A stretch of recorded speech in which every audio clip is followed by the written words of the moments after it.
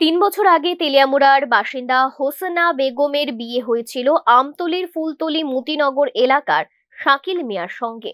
দাম্পত্য জীবনে তাদের এক কন্যা সন্তানের জন্ম হলেও সময়ের সঙ্গে সংসারে অশান্তি শুরু হয়। নির্যাতিতার অভিযোগ, সম্প্রতি তিনি জানতে পারেন তার স্বামী শাকিল মিয়া অবৈধ নেশা ব্যবসার সঙ্গে জড়িত। বিষয়টি মাকে জানাতে চাইলে স্বামী শাকিল মিয়া তাকে প্রচন্ড মারধর করেন। মেয়ের ওপর হামলার খবর পেয়ে তেলিয়ামুড়া থেকে ছুটে আসেন তার মা রুকিয়া বেগম। মেয়েকে কেন মারধর করা হয়েছে জানতে চাইলে তার উপরও হামলা চালানো হয় বলে অভিযোগ।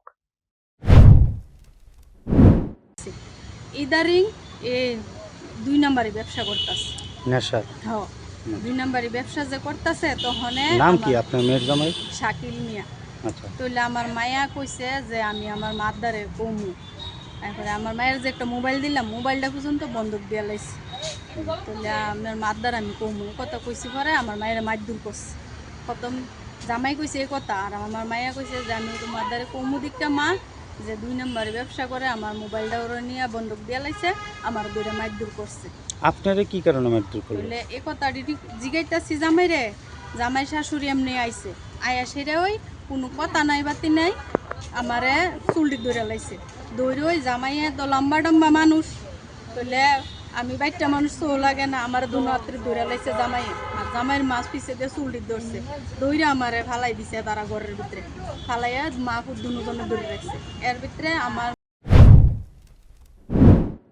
আরও অভিযোগ, নির্যাতিতার ১.৫ বছরের কন্যা সন্তানকে জোর করে নিজেদের কাছে আটকে রাখেন স্বামী ও শাশুড়ি। বুধবার সন্ধ্যায় আমতলী থানায় লিখিত অভিযোগ দায়ের করেন নির্যাতিতা গৃহবধূ ও তার মা।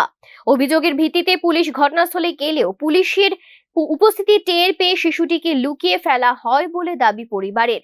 অভিযোগ, বৃহস্পতিবার সকালে শিশুটিকে থানায় এনে মায়ের হাতে তুলে দেওয়ার কথা থাকলেও দুপুর পর্যন্ত তা করা হয়নি। এরপর সংবাদ মাধ্যমের সামনে এসে গোটা ঘটনার বর্ণনা দেন নির্যাতিতা ও তার মা। তাদের দাবি, দ্রুত ১.৫ বছরের শিশু কন্যাকে মায়ের কাছে ফিরিয়ে দেওয়ার পাশাপাশি অভিযুক্ত স্বামী এবং শাশুড়ির বিরুদ্ধে আইন অনুযায়ী কঠোর ব্যবস্থা নেওয়া হোক।